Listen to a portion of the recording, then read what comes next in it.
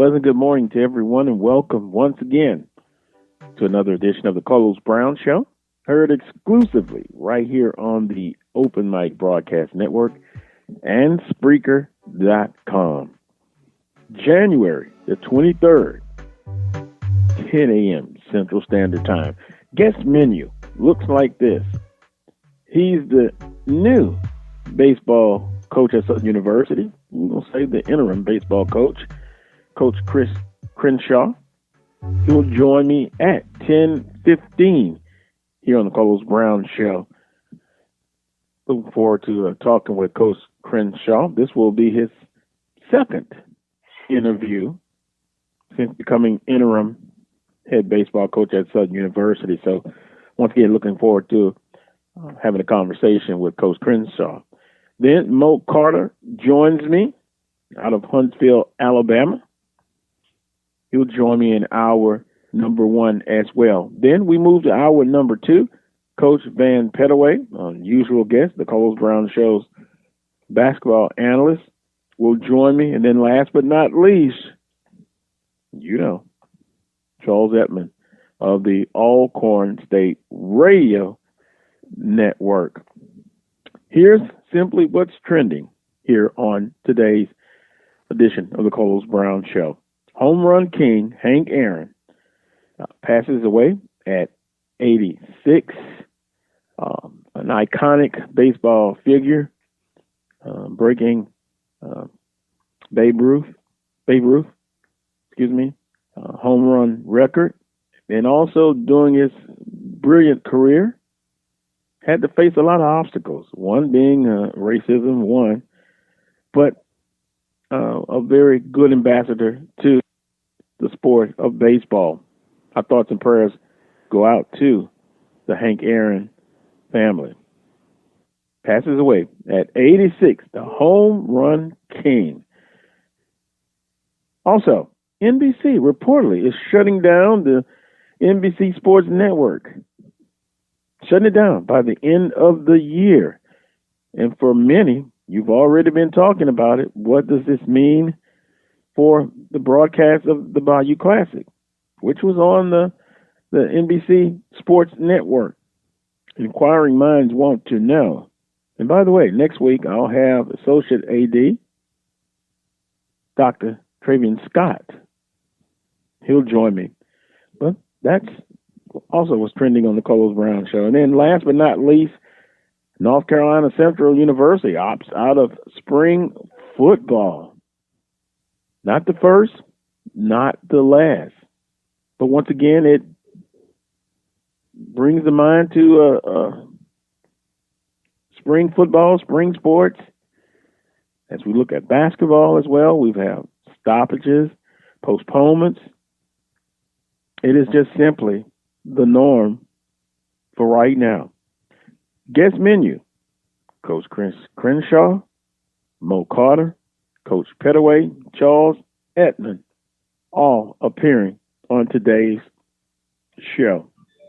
As we look at last week, and we talked a little bit about Southern University basketball, but to just kind of recap what they were able to do, they swept UAPB and Mississippi Valley State last weekend, Saturday and Monday.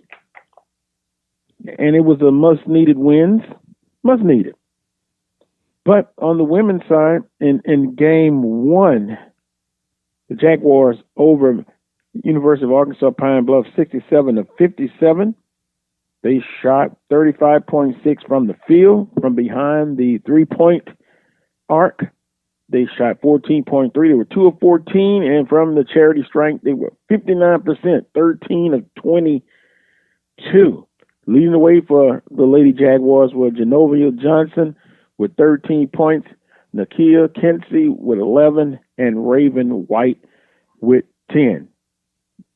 So with that victory, 2-8, 2-2 at that point in the Southwestern Athletic Conference. Then Monday on MLK Day, the Jaguars behind 23 points from Genovia Johnson, 15 from Raven White, and Nakia Kensey with 14. They defeat Mississippi Valley State 87-60. quite simply, now on a roll. But let's just be honest. 2 victories that you knew the Jaguars had to have. Arkansas Pine Bluff, an improving women's basketball team under Coach Brown. They were able to get it done in both of those games. Now, on the men's side, and still undefeated in conference, for what that's worth, some will be impressed by that, some won't. But we had talked about, and Coach Van Penaway talked about the Arkansas Pine Bluff team, a team that came in pretty hot. And we preface this by saying we all know that, you've had stoppages with the COVID, but nevertheless, they came into the F.G. Clark Activity Center and they just got whipped. They got taken to the woodshed. Jaguars 88-53 over Arkansas Pine Bluff. They shot an impressive 63% from the field. From behind the arc, they were 11 of 16. I'll take that any day of the week and twice on Sunday. 68%.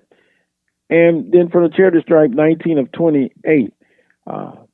Harrison Henderson, 19 points, 13 boards, a double-double. I'll take that as well. And then Ashante Shivers with 15 points, and Samelako Sile with 12 points. So a whopping 35-point victory over Arkansas Pine Bluff. Let's see what Coach Pettaway has to say about that.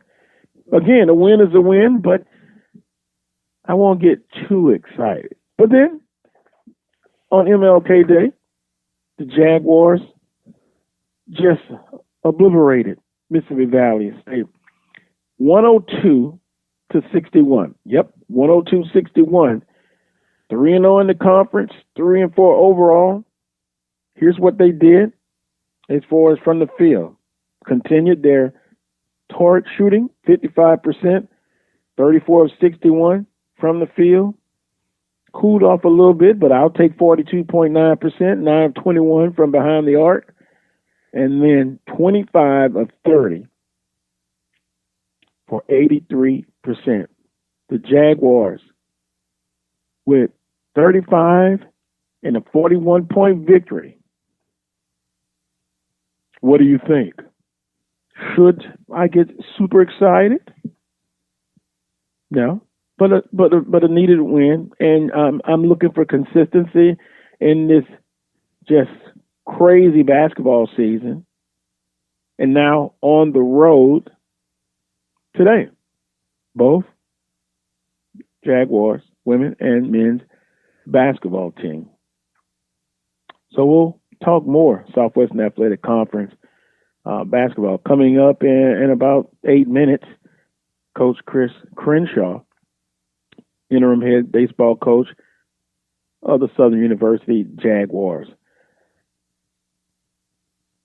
Dr. Michael Prince, how you doing, sir? I have to say hello to you as well. How you doing? I'm doing fine, my brother. Good morning to you. And to kind of piggyback off that NBC sports shutdown, they were saying they're going to push some of the programming, especially the sports, to the Peacock streaming services that they just started off. And they said it was a dynamic way of trying to capture more of their audience on some slimmed down platforms. So I thought about that Bayou Classic as well. Hopefully they'll get it on that, but then it's another way where you have to pay to watch the game. Who knows? Yeah, well,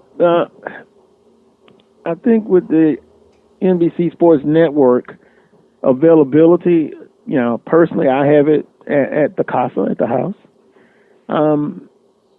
For years, it was just on the Prime. I call it the Prime Network, NBC. Mm-hmm. And there's an opportunity, as I pull up the article, and it was on major outlets, but I chose CNBC.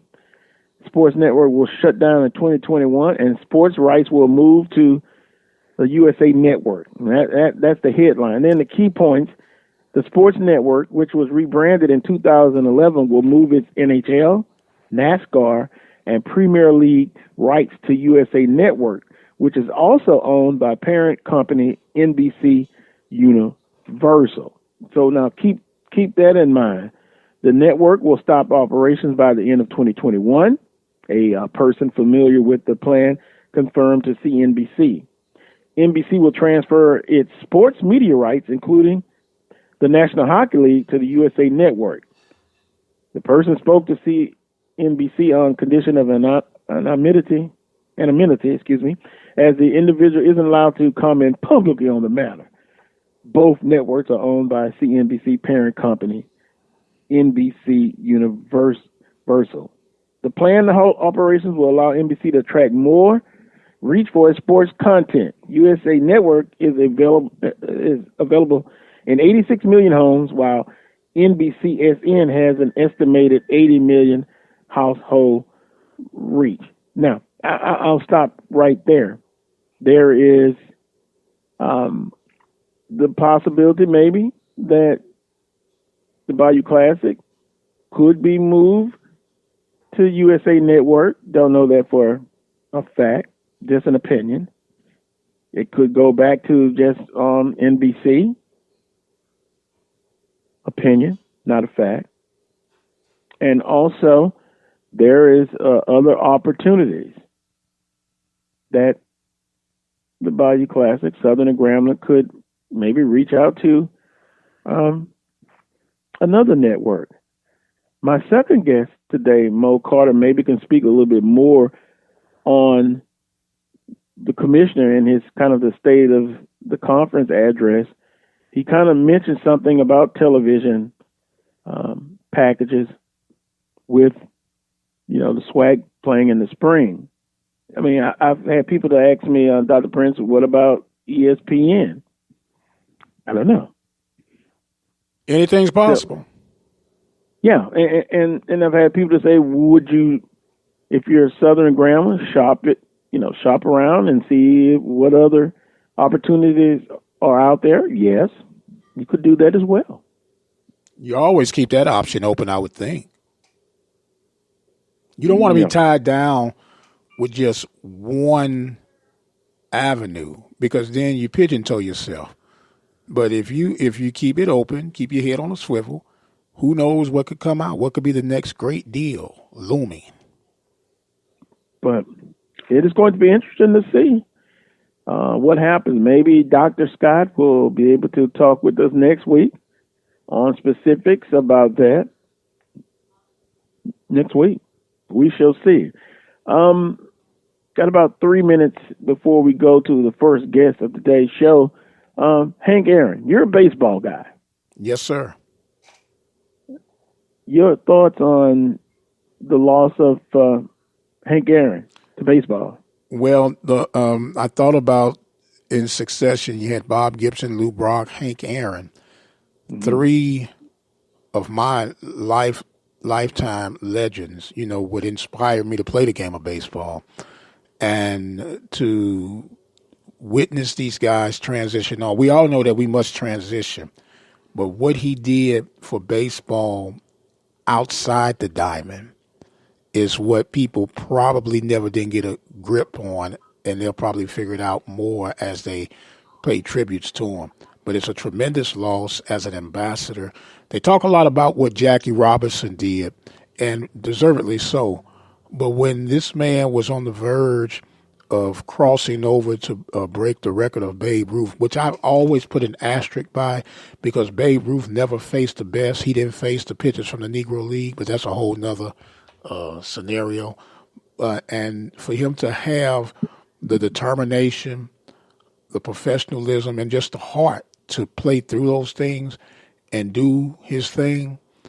I remember that Milo Hamilton making the call. He was the voice of the Atlanta Braves at the time. And I can remember watching that on TV live, and it was just an electrifying moment, man. And he's going to be tremendously missed. Awesome man. I got a chance to watch him play in life when he came to St. Louis, when he was with the Atlanta Braves. And it's just a lot of childhood memories, and thanks for all that he's done, like I said, on and off the diamond. Yeah, I actually watched in 74? Yes, sir. Well, the little franchise was 10 years old then, watching it live, and it was electric, as you stated. And as he's rounding the bases, who is that guy? How did he get on the field? It was two of them, and right. That's kind of they'd have got tased for sure these days. Yeah, and Hank is running. He's rounding second. He looks over and sees him, and hey, well, let me take care of business. Let me go ahead to third and then home plate. But you're exactly right. It was electric. Yes, sir. Electric. There was a backstory to that. They interviewed Hank years after the fact and say he saw the guy coming, and he didn't know if the guy was coming to try and assassinate him or what. And then as the guy was getting closer, he could see that he was real excited and ecstatic about him breaking the record. And he took this big collective sigh of relief, and he continued to try it. And you go back, if you can visualize, the guy was patting him on his back, telling him, congratulations, Hank, congratulations. But he said that was a very anxious moment for him as he was rounding second base. Yeah, because the defense mechanism would have kicked in, and I'm like a forearm or a right cross. Yes, sir. But, those are some of the things that they had to go through and had to keep that in mind. But, hey, as I stated on social media, journey well, Mr. Hank Aaron. Your accomplishment, and he's an iconic baseball figure. Going to take a time out. When I come back, I'll visit with a baseball guy himself, Coach Chris Crenshaw, now leading the Southern University baseball program. I don't know, maybe I can get him to highlight that schedule. As we were talking last night, he was looking at it. It hasn't been officially released, but maybe he can just kind of maybe tease us a little bit. I know they're going to play LSU.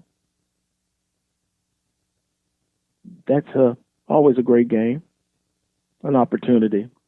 But Coach Crenshaw, he's coming up next here on the Carlos Brown Show.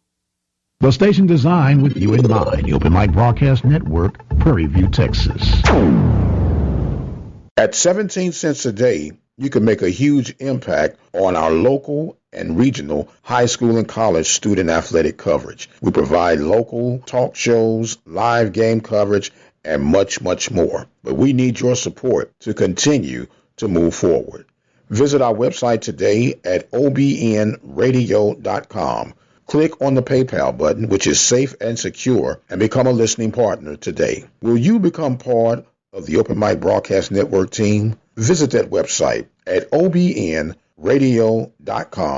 and become a listening partner today. Serving the community through faith and athletics, the voice of student athletics, the Open Mic Broadcast Network, Prairie View, Texas. Why should we respect our elders, you may ask?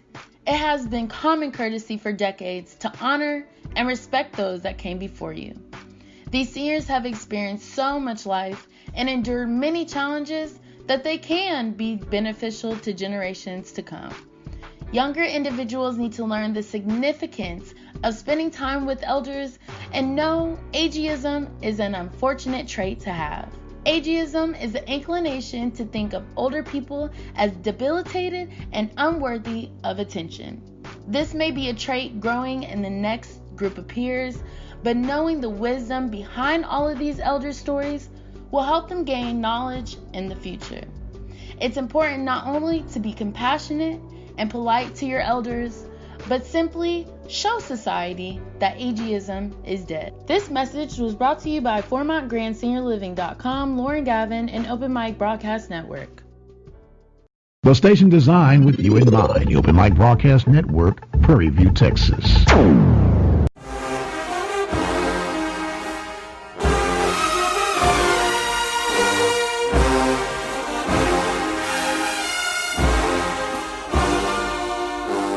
Welcome back to this week's edition of the Carlos Brown Show, heard exclusively right here on the Open Mic Broadcast Network and Spreaker.com.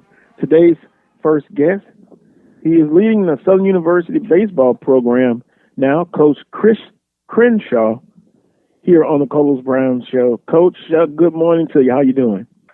Good morning. I'm doing just fine. It's a Saturday morning. Saturday morning, and now running the Southern University baseball program. Coach, I just kind of first and foremost want to get your thoughts and perspective on becoming the head coach. Have you had a time to sit back and reflect, or is it basically, hey, just getting to work and trying to continue this historic baseball program? I haven't really sat down and reflected on it. My dad is really excited as he was a former player here, and now his son is a coach here, and I played here as well. So it's exciting. Haven't had much time to reflect. I've been working, trying to get caught up on some of the things that I didn't handle as an assistant. So, is it a big adjustment, or is it just par for the course? Not a real big adjustment. Of course, I'm responsible for the whole group now, as in before I was kind of responsible for the pitchers and how they perform. Now I'm kind of responsible for the whole show. But as far as the other stuff, it's kind of the same. Just a little bit more paperwork and a little bit more emails and more phone calls. I can imagine. So, Coach, you think maybe the influence of working and playing with legendary Coach Roger Cador, great coach, and Coach Omar Johnson and Kerrick Jackson, who was leading the Southern University program, you think you'll be able to pick their mind or get advice from them if you ever need it? But how is playing for those guys and working with those guys? Playing for Coach Kadar was it was a lot of fun. It's a lot of stuff that go on that you wouldn't think go on with the baseball program when I was playing here in those days. It was a lot of fun. We did a lot of winning, and that kind of carried over until me as a player and as a coach. I kind of been fortunate to be in certain places at the right time. Then, of course, working for Coach Johnson, that was really good. I learned structure, discipline, how to communicate, basically how to run a ship under him, and then under Coach Jackson. Well, a lot of people don't know me and Coach Jackson go back 10 plus years. So he's kind of been, a mentor to me for a long time. I met him when I first got into coaching. So he kind of molded me in how to dress, how to talk. I always make sure when you go somewhere, you look the part. You don't want to go somewhere and not be ready for the occasion. So that's something that he always talked to me about, and kind of just carried over into everything else that I do. He's such a professional. Mm. Coach, out of those three gentlemen you just mentioned, what would you say the similarities between the three? What is something that maybe we all wouldn't know that they are similar in, as far as how they approach the game and, even off the baseball diamond? I would say all three of them are understanding. They understand the kids that they're dealing with, the situations that they're in, and that's on and off the field. They listen. They listen as well. I remember when I was playing here, Coach Cater always listened to what we were saying, what we were doing, paying attention. Same thing under Coach Johnson. He was always listening, paying attention, always asking us, working for him, he always asked, hey, what can we do different? And then Coach Jackson, it was kind of the same. So I've always been in places where they've always asked, hey, what do you think? What do you think? Or input. Like I said, yeah. Yeah, input. I'm visiting with Coach Chris Crenshaw. He's leading the Southern University baseball program on December 3rd, 2020. He became the 7th head coach in Jaguar history. With that being said, now, Coach, how are you preparing for the baseball season opener, or the baseball season, shall I say? Right now, we're doing some weights and conditioning, some individuals, getting ready for first fall practice. Just been working at it every day. I learned that from Coach Johnson. Try to be consistent every day in what you do, because you never know when it might click for one of them. So I try to not deviate from the plan. Try to keep it the same routine, and that way, hopefully, they can find their routine inside the routine, and they carry over to them playing and in the classroom. And you mentioned, Coach, consistency. And every coach that I've had on in the past, year, I've always asked them, how do you keep that consistency and the challenges of now getting a team prepared in the COVID-19 pandemic? Has it been frustrating for you in the baseball program to have to kind of deal with this huge pandemic? Yeah, I think it's frustrating for everybody. Yeah. You just don't know. For me, honestly, I just don't understand how one day you could be fine and the next day you got it, and if you ain't changed what you've been doing, I don't know. Yeah, but everybody's wearing masks. We're getting tested, so we're doing everything we can to try to keep it as consistent as we can. So we're getting tested on the same day, so that's consistency. Yeah. But other than that, it's been a rough go round, but yeah, I'm excited that the guys are back. I'm excited that our season look like it's going to be played. So there's a lot of uncertainty all fall and summer.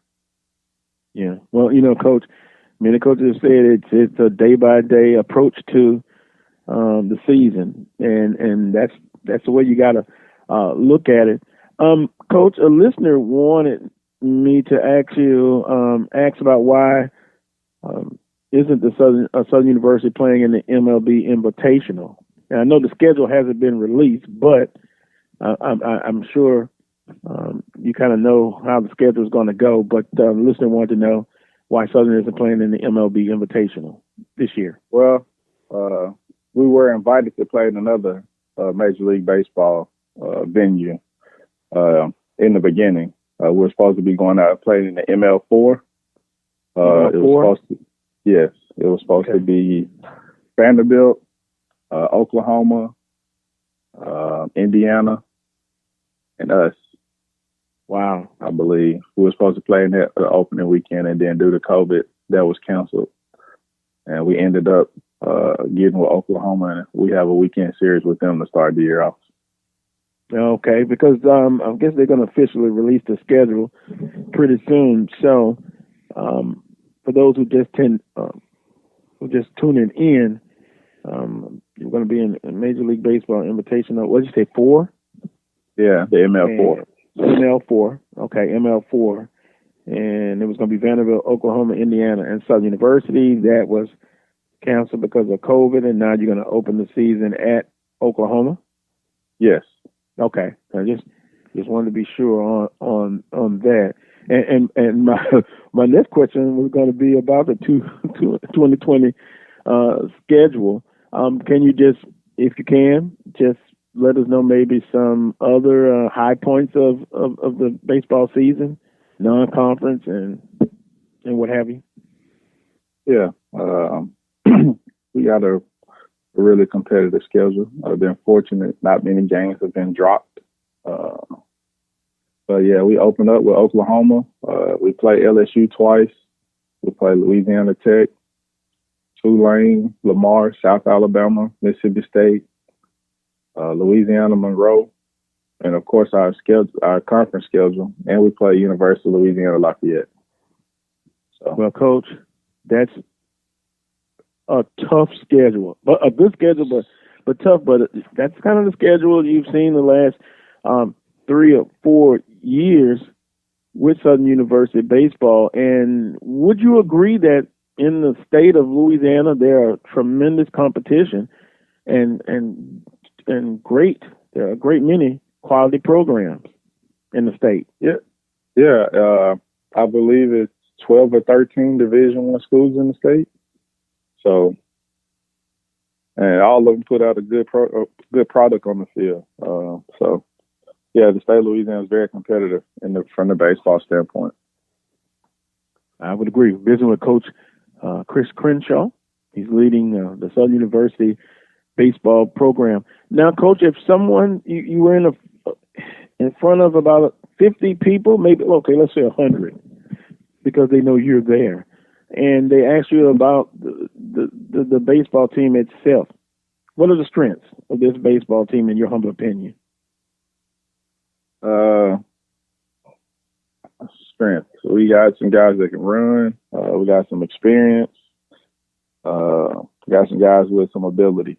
So I would say that's kind of the couple things that stand out to me right now. Oh yeah, we're still immature playing together wise. We only got to play 16 games last year, and we added a couple new pieces. So, and our fall was okay, but it wasn't a normal fall, so we didn't get to practice, and those guys get to spend a lot of time playing with each other like they would have in a normal regular fall. So we got some kinks and stuff to work out.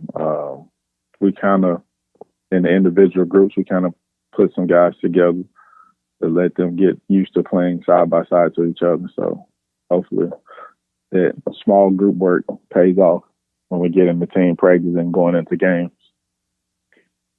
Coach, your expertise, if we can put it that way, is pitching. What about pitching depth and bullpen? Any improvement that you see with this year's team? We got a couple pieces. Still trying to figure some things out. The biggest thing is I want them to go out and be competitive. Throw strikes, get ahead, make speeds. If we do that, I think we'll be a fairly decent team. A fairly decent team. No Jackson State on the schedule in baseball? Nah. Me and Coach Johnson have been in talks. We got one date in common, but we might actually play that date. I'm not sure yet. I kind of wanted to practice a little bit on that week, to be honest with you, to get ready for conference. Because we play so many games back to back that we don't really get much practice time to go over the hiccups that happen in the game. So I kind of want to use that week for practice to get ready for conference. But we talked actually yesterday about it, so we'll see. I'm kind of at my limit as far as games. Right.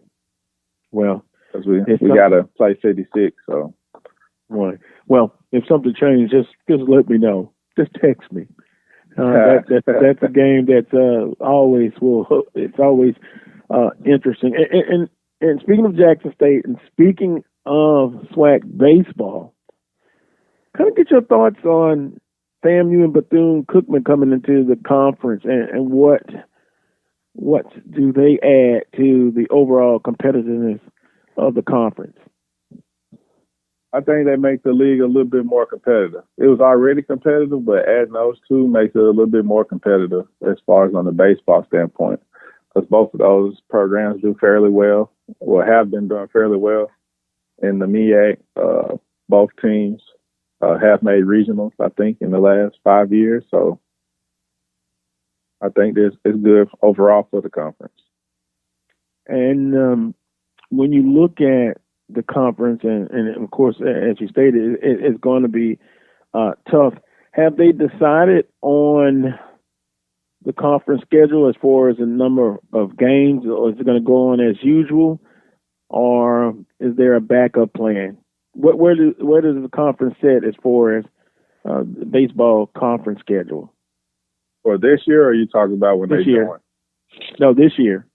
Oh, so yeah, it's still the same. They have the East and the West division. of course, on the east is Alabama State, Alabama A&M, Mississippi Valley, Jackson State, and Alcorn. And on our side is Grambling, Texas Southern, Prairie View, us, Arkansas, Pine Bluff. So we got our 2 series against each other, just like it's normally been, 3-game series.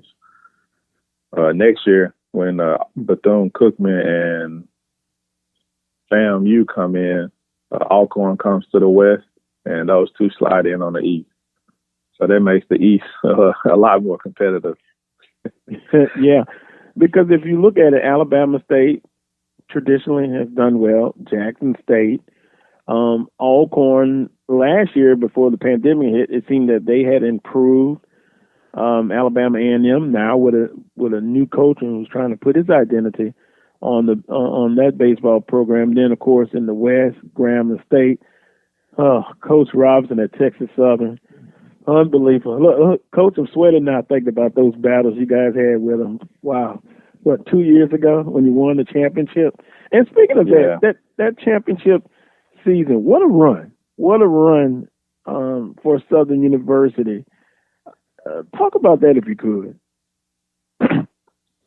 The first half of that season, it was kind of figuring out. I was figuring out what we had because I came in January of that year from Jackson State. So I was trying to figure out the pitchers. The pitchers was trying to figure me out. The whole team was trying to figure me out, and I was trying to figure them out. We was all figuring each other out the first half of the season, and I want to say the second half, everybody kind of fell into their role, what they were good at. And we rolled it all the way to the championship, all the way to the regional. So it was a good time. It was exciting to be back on the bluff and to experience the championship in my first season back. Yes, and Coach, just thinking about last year, you were able to, I believe, open up conference play against Prairie View in them, and boy, you had some tough games with Prairie View, and then boom, the pandemic, the season was stopped. Was it a case of, and at that point I gave kudos to Prairie View, but you guys were the hunted. Yeah, and we had a lot of newcomers. We had a lot of freshmen out on the field. I think at one point I looked up and we had 7 freshmen on the field. We were counting on 7 freshmen to be productive in college baseball. That's kind of unheard of. That's not even the case in junior college baseball when you got sophomores and freshmen. You normally have some experienced sophomores on the field, man. We had inexperienced freshmen on the field playing. We had a tough non-conference schedule leading up into conference play. So, I mean, we took some losses that basically those guys weren't prepared for. They're prepared for the atmosphere or the intensity coming from high school, where they were kind of the best players on the field at the time. So people kind of gravitated to them and looked up to them, and we showed up to play another team, and they didn't care who we was or where they were from. They showed up and punched us in the mouth a few times. Yeah. And I think it made us tougher for conference. Like you said, those first 2 games with Prairie View were nail biters. I think I had to go out in the 9th inning, both games, to talk to our closer, get them to calm down, because they were both new guys to us, to get them to figure themselves out in the middle of a game. And the cream, they say the cream rises to the top. And those guys showed that they had the stuff and they had the competitiveness to get it done. And then that Sunday, we threw a no-hitter. Yeah, Joe Bataglia came out, threw strikes, mixed speeds, kept them off balance. And he, fortunately, I think the dude tried to drag bunt, and he popped it up. And Joe dove and caught it to do the run rule effect to end his no-hitter. So, ironically, it started with him and ended with him in the same game. Well, you guys are going to, I believe, going to be hunted again, this spring and then the following years. But you look to have a more competitive team. Those freshmen, are now older. You're the head of the baseball program. You got FAMU and Bethune-Cookman coming in. You're in a tough division. So you got to bring your A game now, every game. And that's what all sports, but specifically in baseball. Coach, any final words you have for the listening audience here on a Saturday, January 23rd? Yeah. Nah, thanks for having me on. I really appreciate the opportunity to get to talk about the team and the program. Appreciate it. And hey, tell Michael Coker, because he did a podcast with him at Baseball Nines, and just continue to keep up the good work, and we'll talk again real soon. Yeah, no doubt. And be safe. Continue to be safe. Appreciate you, Coach. All right, no problem. All right, that was Coach Chris Crenshaw. That's almost a tongue twister there. Chris Crenshaw, leading Southern University's baseball program, and of course, played at Southern University, coached at Jackson State. As I'm looking at his bio, had a 2-year stint at Southwest Tennessee Community College as well. Thanks for Coach Crenshaw coming on. We're going to take a timeout. When I come back, I'll talk with Mo Carter here on the Carlos Brown Show. Of course, we'll be switching gears, talking postponement of the Southern University Alabama A&M basketball game. I'll get the latest on that. It from minute to minute, it could change. Also, he was on the virtual media day in the Southwestern Athletic Conference. I'll ask him to talk about what the commissioner had to say about the conference. And by the way, I reached out to the commissioner to come on to today's show, but he's very busy. The conference is in basketball committee mode, and they're going to be bogged down for the next 3 weeks. So we look forward to having him on in February. Quick timeout. You're listening to the Carlos Brown Show. You're listening to the Open Mic Broadcast Network, located in Prairie View, Texas, for news, sports, information, and inspiration 24 hours a day, 7 days a week. Ladies and gentlemen, in the next 7 years of bigger and bigger enrollments, America's grade schools will need nearly 250,000 extra teachers besides those to fill normal vacancies. This great need, plus the growing public interest in education and improvements in schools, make elementary school teaching a more rewarding career than ever, a career that high school and college students should certainly consider. Education holds America's future, perhaps your future. Drivers and bicyclists both have the right to be on the road and travel safely. And when we're on the road together, safety is a shared responsibility. State law requires drivers to maintain at least 3 feet of clearance when passing bicyclists. And bicyclists should always ride with the direction of traffic and follow all traffic signals. It's safer. It's courteous. It's the law. A message from the Regional Planning Commission Pedestrian and Bicycle Program. The station designed with you in mind. The Open Mic Broadcast Network, Prairie View, Texas.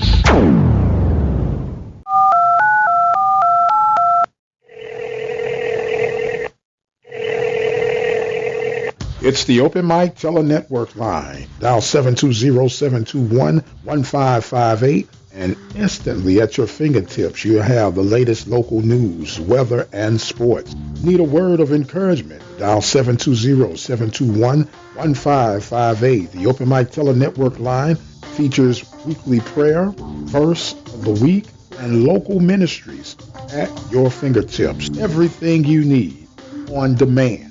Dial 720-721-1558. 24 hours a day, 7 days a week. No internet? No problem. No Wi-Fi? No problem. No app? No problem. All you need to do is dial 720-721-1558 to listen now. Broadcasters come into our lives on radio and TV, bringing us information and entertainment. Broadcasters are there for us but who is there for them when they fall on hard times? The Broadcasters Foundation of America provides financial assistance to broadcasters in acute need due to a critical illness, accident, or other serious misfortune. If you know of a broadcaster on the air or behind the scenes who may need our help, please share our message. Visit broadcastersfoundation.org. The voice of student athletics, the Open Mic Broadcast Network.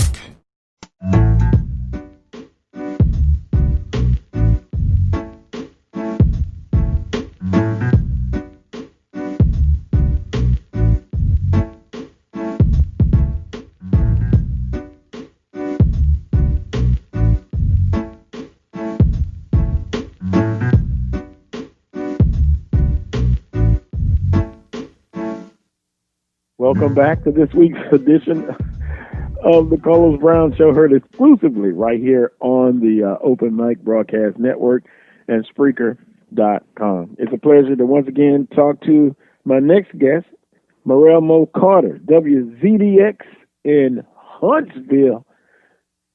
Mo, good morning to you. Good morning, Carlos. Always a pleasure to talk with you, my friend. How are you? Always a pleasure to talk with you as well. I'm doing well on a overcast, partly cloudy Saturday morning in the state capital of Louisiana, Baton Rouge. Mo, what's the weather like in Huntsville? Right now in Huntsville, it's a window. Looks like the sun's out for the most part. 50 degrees, give or take. But I'll say this, even though it's 50, you know, you probably walk outside and be like, okay, it really doesn't feel like 50. So definitely does feel good. I do know we have some rain showers coming like in the later part of the day and then on tomorrow as well. But, you know, for the most part, you know, I can't complain considering the fact that it's late January and we're getting this. It could be way worse. Yeah, it could be. Could be. Well, want to talk to you about a couple of things.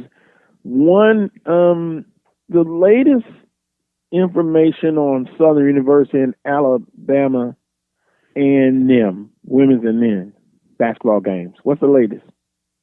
Okay, so for the women, I know for sure, of course, that game was postponed due to a positive COVID test within the basketball program. Right. You know, last week. I mean, it literally happened, Friday of last week. That's why Alabama A&M had to come out and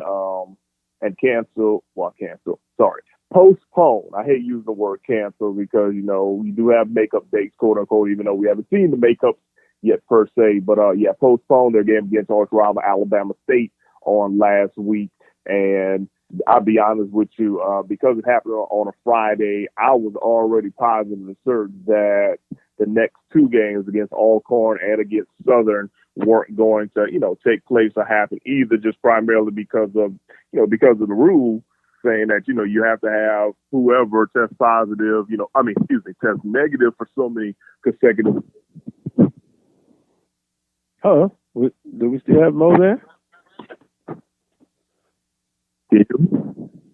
Oh, you're breaking up. Sorry about that. Let's see. Are you there, Mo? Hey, I'm here, man. Oh, okay. Got your back. I thought maybe I had to take a break. Okay. But continue on. Okay, sorry about that. So, last week, you know, there was a positive test within the Alabama A&M women's basketball team. Mm-hmm. And, because of that, like, it literally happened the day before they played arch rival Alabama State. And, because of that, that's why they went ahead and postponed that game for the women. The men's game was still good to go and whatnot, which was actually great for them. I'll get into that in just a second. But for the women, they had to postpone due to that. And it also was kind of a bad situation for the women because right now, I think Coach Martin Richards is only working with about 8 or 9 players on her roster, roughly. You know, she had a couple of opt-outs and a few injuries. So you think about a small group like that, if somebody tests positive, basically, you know, the whole group is basically done, just in general. So there wasn't, it wasn't a good feeling for them and whatnot.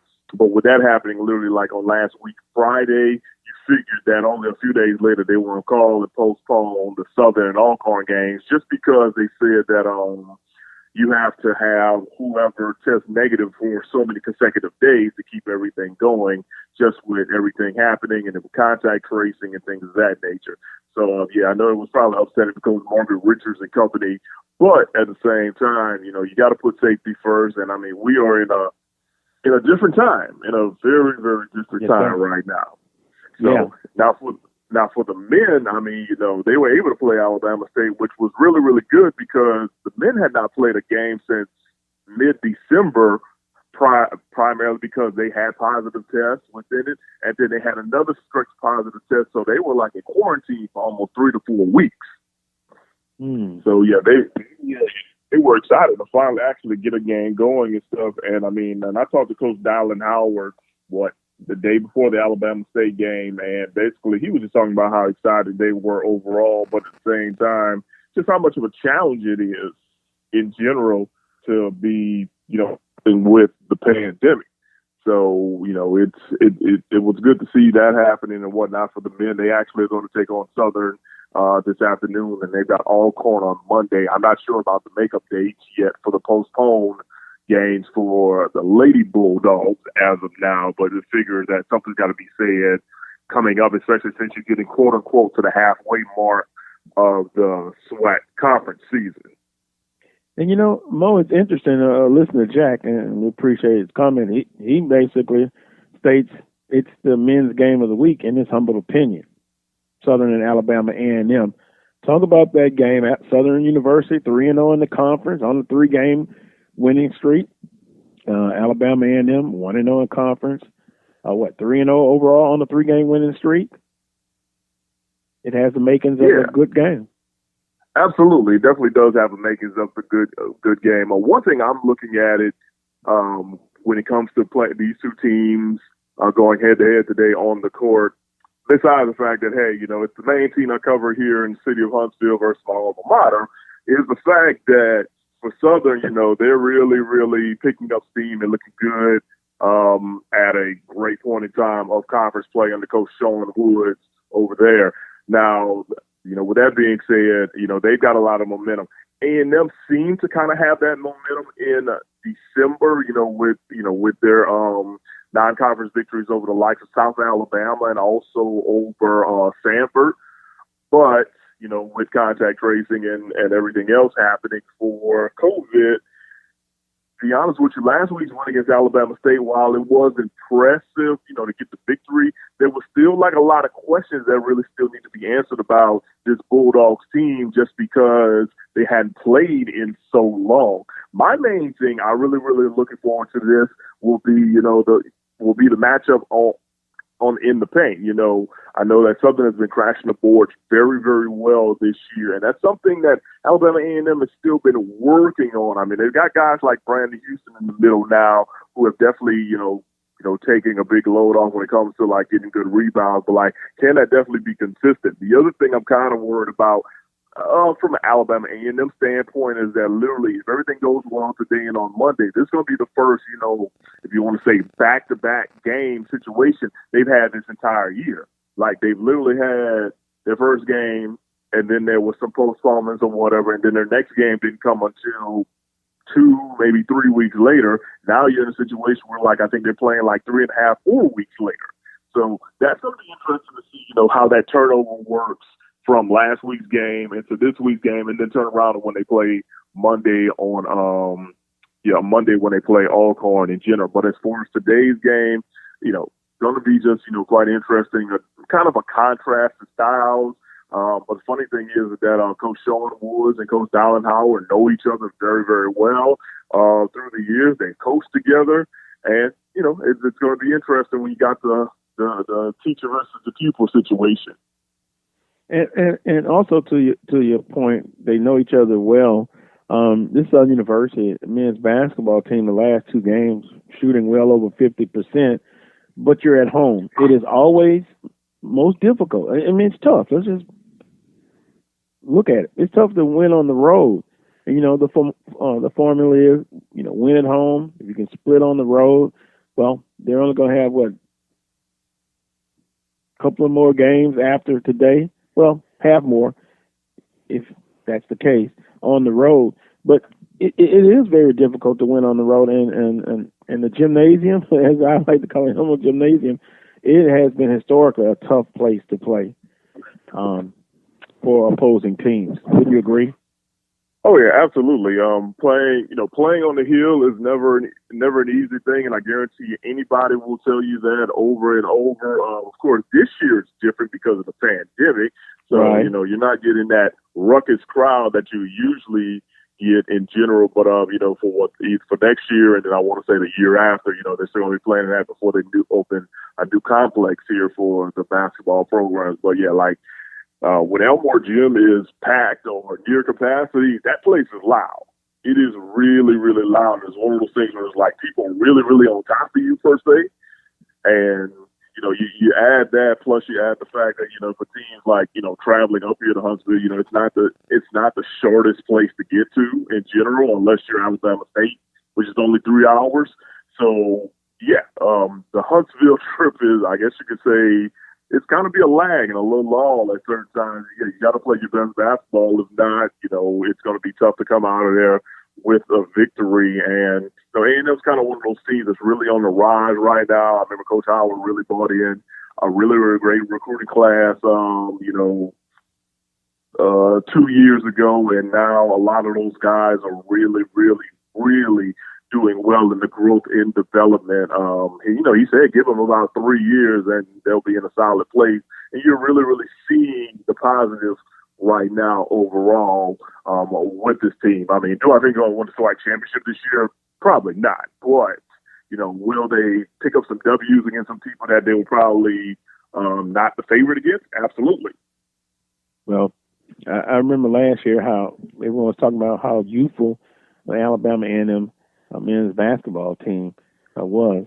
Now, the thing about that, they're going to continue to get mature, and they're going to get older, and I believe their best years are ahead of them as far as Alabama A&M. Mo, if I can, let me switch gears and talk a little conference, virtual football media day. Of course, the predictions. They're out, the all SWAC football teams. But I'm more specifically interested in, as I talked about earlier on the show, with NBC Sports Network will cease at the end of the year.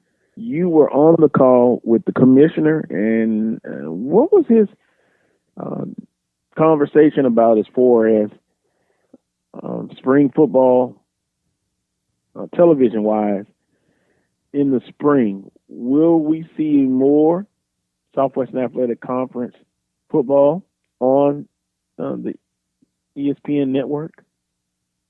Okay, yeah, I'll definitely talk about that. First, as far as the NBC Sports thing, kind of was not surprised because, you working in the media, we get these emails all the time about how this is happening and that was happening. And apparently, while the contracts have been doing well for the leagues that have been doing whatever with these sports, you had seen kind of a narrative that it actually wasn't doing good viewership-wise. And I also kind of did notice a trend that there were a lot of leagues whose contracts were ending in 2021, thus the same year that NBC Sports Network will be also, ending, which also happen to like and be like, okay, so where does the contract for the Bayou Classic end when it comes to that? What year was it? 2021. So with that happening, yeah, I definitely was not surprised about that. I mean, granted, I do, I've watched NBC Sports, do a lot of things, in general, and I thought they actually, had been doing a pretty good job overall, but I guess, they wanted to go a different direction overall, and, we understand, especially with these times right now, it's like coast-guarding initiatives, you do what you need to do over with that. Now, as far as the spring football aspect, the first words that Dr. Charles McClellan said about a spring football TV contract is that he anticipates ESPN to carry multiple games this season. Now, he didn't want to get into details, primarily because he said that there were ongoing negotiations happening here, there, and everywhere, but they should be releasing a TV schedule coming up very, very soon. He also kind of alluded to the fact that, yeah, it's most likely going to be on ESPN or 2 or ESPNU and whatnot, along with the digital stuff, primarily because he was getting interest from other other sports networks. So, he didn't go into details about it.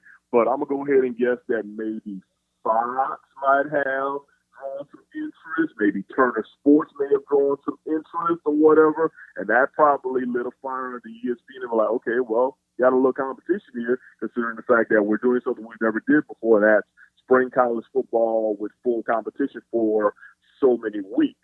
So he alluded back to the fact that, yes, so that's why he anticipates ESPN to have their their not a full complement of games, but a decent complement of games or whatever, especially in that month of March when really, once you get out of the college basketball tournaments, you're really not having too much on ESPN besides, maybe an NBA game here and select college baseball games overall until the other spring football practice, spring games or whatever come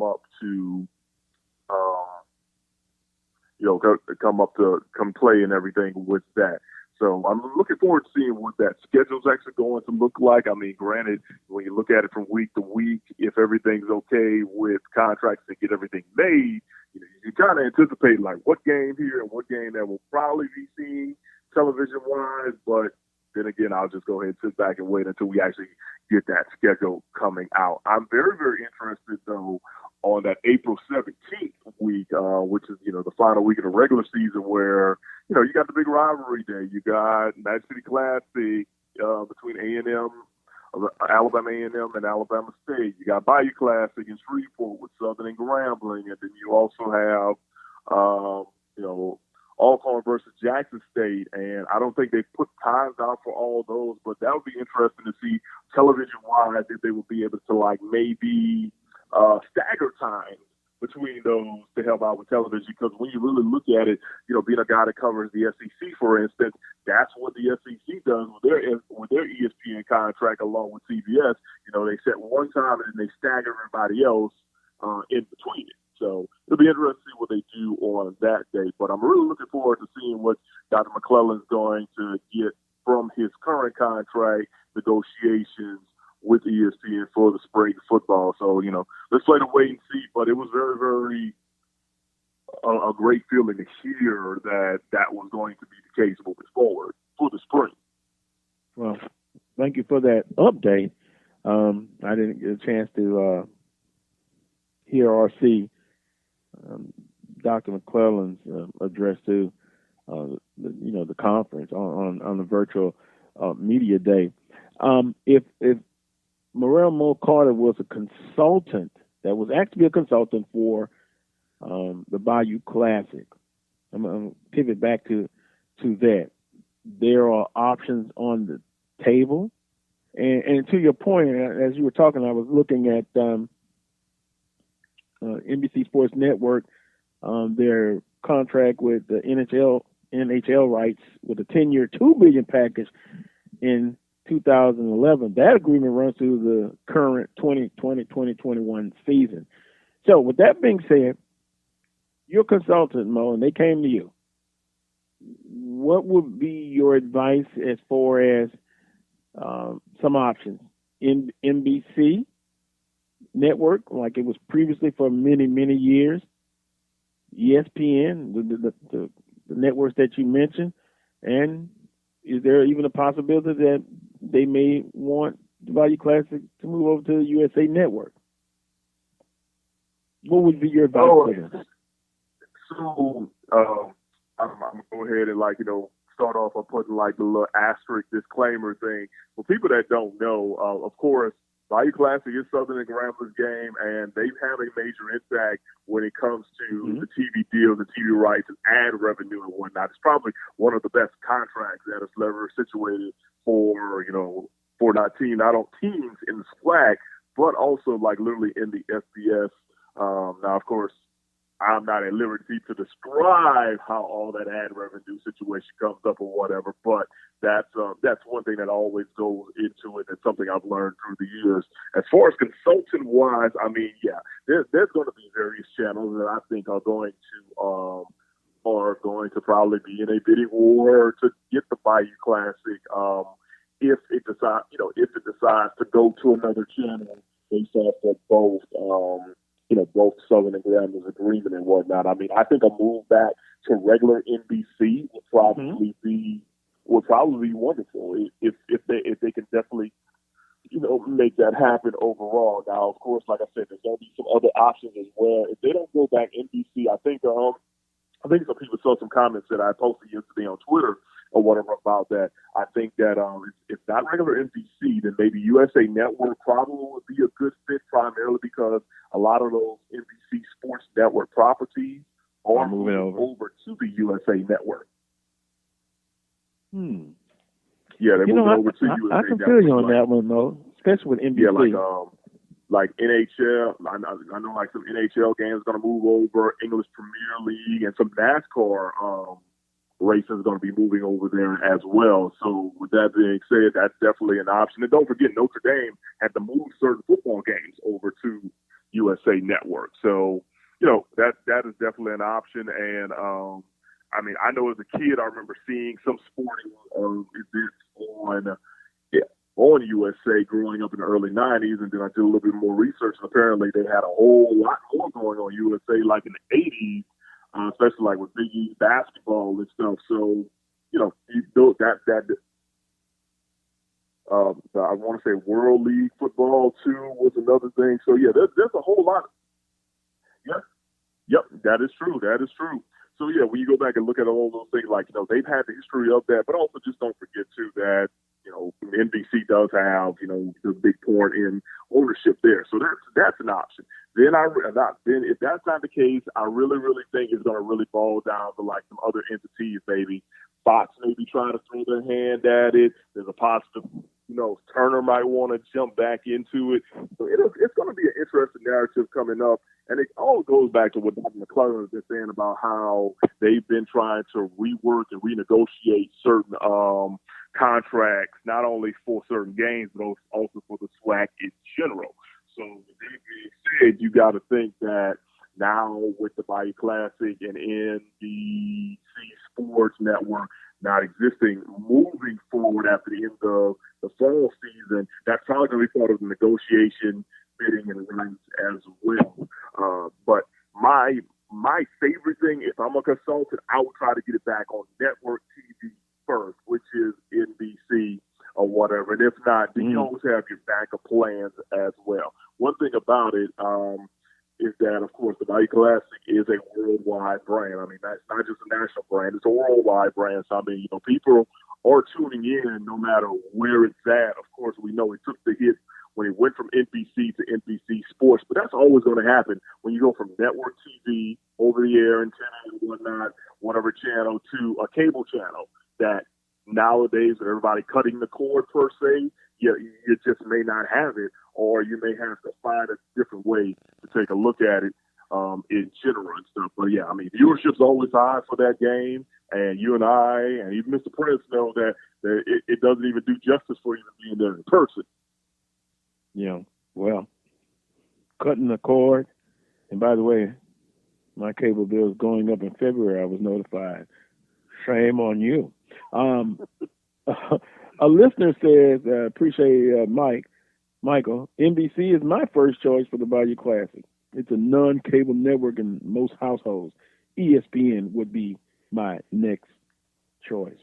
Thank you for that comment. I could really, and that's the thing, I really think that depending on how the negotiations go for the actual SWAC contract overall in general, you have to think the Bayou Classic is going to try to be a part of that, or McClellan's going to try to make the Bayou Classic a part of that package deal. So that's why I think ESPN possibly could be intriguing overall. Who knows? I mean, give or take, I mean, it just really depends on what the suits over there in Bristol, Connecticut think. But if somehow they are able to get the ESPN deal or that includes the Bayou Classic, I mean, you may do a trial and error. You may do a 1 year ESPN two, then all of a sudden, it shows up on ABC. Who knows? CBS has a network and CBS Sports Network. Absolutely. I have that channel as well. Right, and don't forget, CBS is getting ready to lose the SEC in the upcoming years too. So that's also going to be an interesting narrative on how the rest of all that's going to play out and how they're going to move forward with trying to get programming filled sports-wise on a collegiate level. So there's many options that could probably go. But yeah, I would probably say my favorite would probably be NBC first, especially since they have a long-standing relationship with that channel. It's over the air. And then, probably ESPN afterward. But like I said, don't be surprised if you see Fox or if you see Turner or whatever come out. The main thing you want to just get to the fact that how is it going to look when it comes to getting people to view and whatnot. I mean, are there multiple viewing options you're going to have, whether it's over the air or digital, or can you watch it on your computer or iPad or phone or whatever? Like, those are now the things that are going into contracts because we're just in a different digital age now.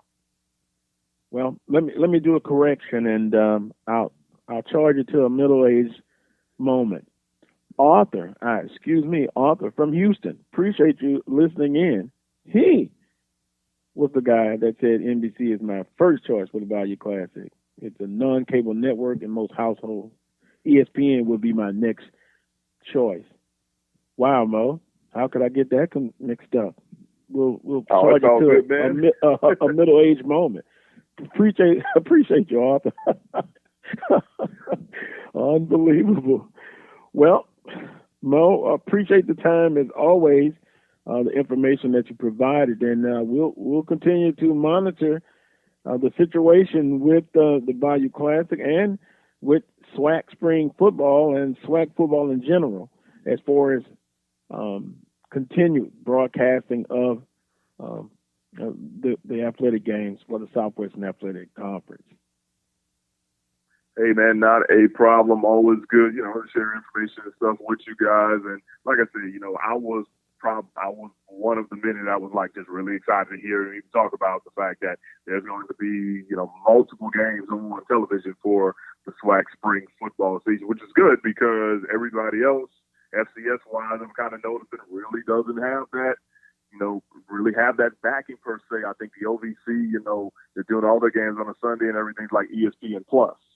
So to hear that McClellan basically states that, we're going to try to literally have every majority game on television in general, that's a huge plus for the conference overall. And you got to think, too, people are going to be excited one way or the other just to see football. And because you have the limited crowd capacity due to the pandemic, there's going to be an urge and a need to literally see it overall, no matter if you're there in person or if you have to sit at home and watch it in the various ways.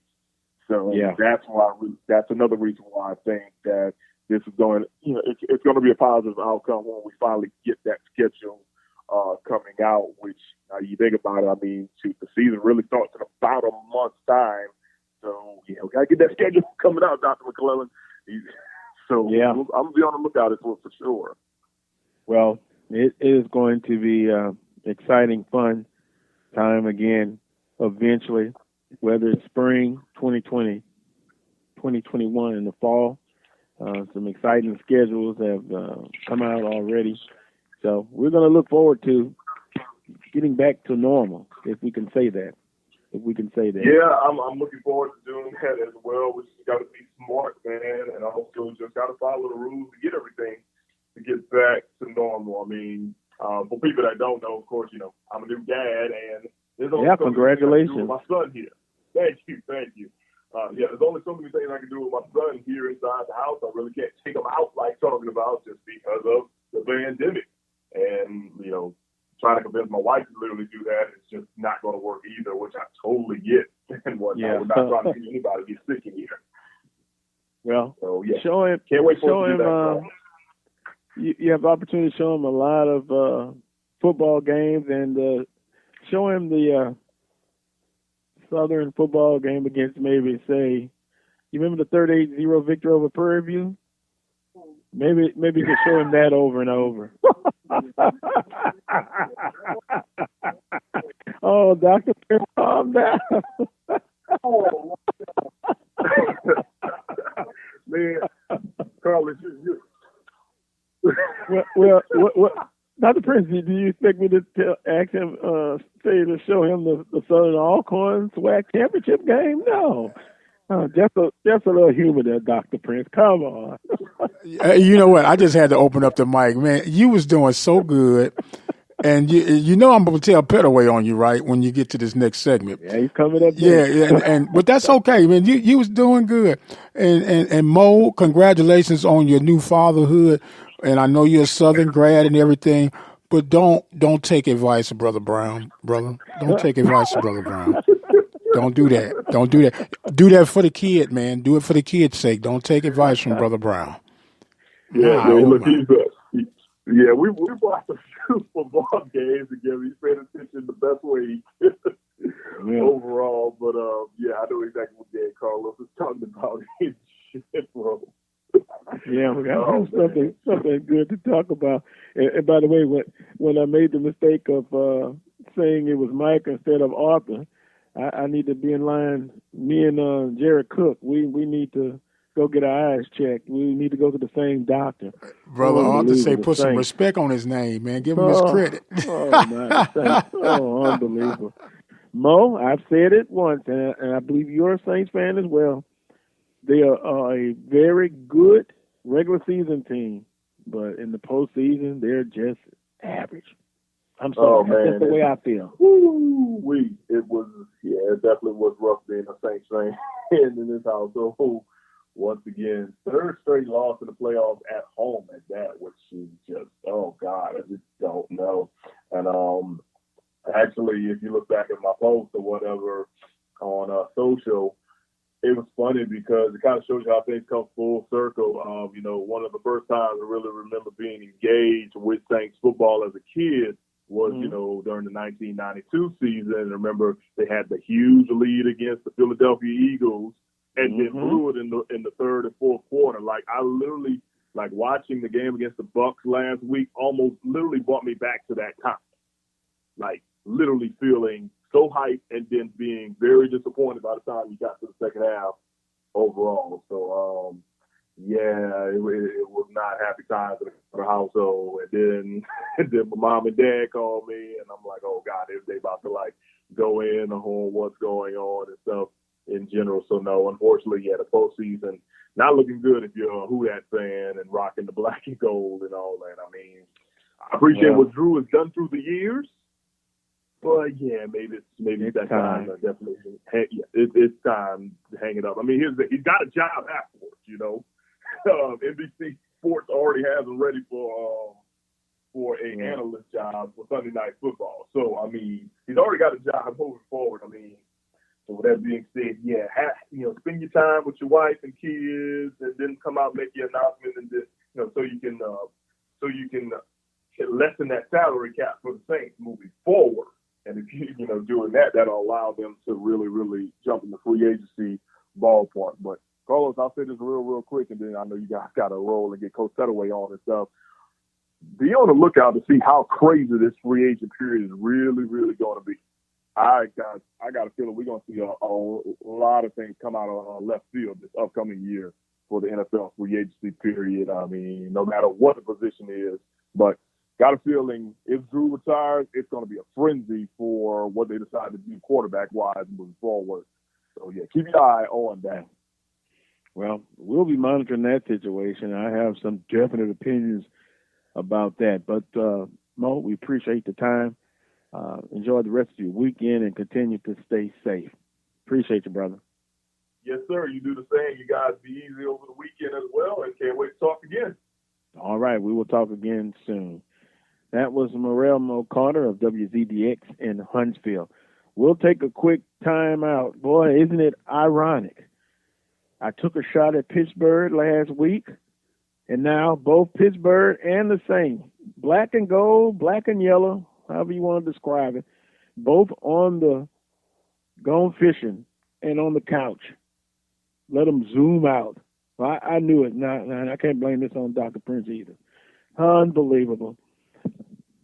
Coming back with Coach Pettaway, you're listening to the Carlos Brown Show. You're listening to the Open Mic Broadcast Network located in Prairie View, Texas. For news, sports, information, and inspiration 24 hours a day, 7 days a week.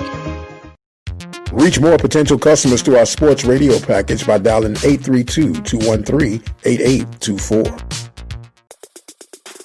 The birth of legends are storied in this conference. We must never forget our rich history. We now turn our gaze to the future. The new legends will emerge. New heroes to arise. The Southwestern Athletic Conference. Be our history. I know that as parents, we work hard to do everything right. We baby-proof our homes, put our kids in car seats, and learn what to do in an emergency. Yet most parents don't know that children could be poisoned by lead paint in their own homes. Lead poisoning causes permanent learning and behavior disorders, and the culprit is usually dust from peeling or chipping lead paint, which goes from the children's hands right into their mouths. Keep paint in good condition in your home, daycare, and other places where your children live and play. Ask your doctor to test your child for lead poisoning and get your home tested too. For more information on how to address lead paint problems safely, call 1-800-424-LEAD. This has been a public service announcement from the Open Mic Broadcast Network. As a dad, you'll probably spend years teaching your son how to hit a baseball, how to throw a tight spiral and hit a receiver, how to spring off a diving board and hit the water, how to hit a 1-wood and a 9-iron, how to hit the bullseye, how to hit the strike zone, hit a jump shot, hit the open man, hit the hockey net, and maybe the most challenging of all, how to hit the books. But the question is this: how much time will you spend teaching him what not to hit? Teach your son early and often that all violence against women is wrong.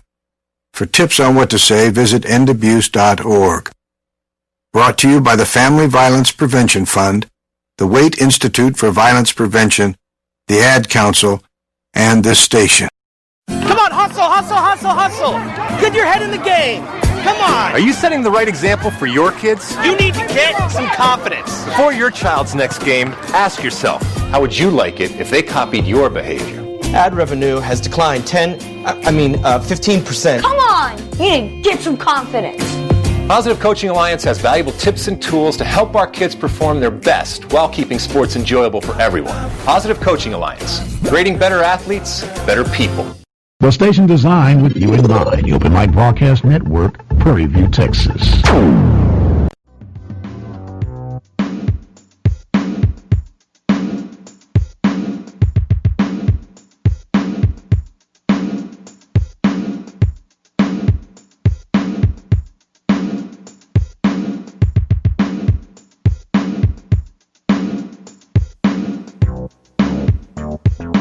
Welcome back to this week's edition of the Carlos Brown Show. Heard exclusively right here on the Open Mic Broadcast Network and Spreaker.com. Coach Van Pettaway joins me now, and during the break, Dr. Prince called him the godfather of basketball. Hey, I like that. Coach Pettaway, good morning, sir. Hey, good morning, Carlos. No. I don't need that moniker. That, you know, when you talk about the Godfather and the SWAC, you know, we know that's Coach Cassim. So, yep. But I'm happy to be here, and it's been an interesting week in SWAC basketball. Yeah, well, you're absolutely right. And the Carlos Brown Show's basketball analyst, Coach Van Pettaway. There we go. Now, with that being said, I want to get right into it. Last time we talked, you mentioned Arkansas Pine Bluff. They were playing pretty well.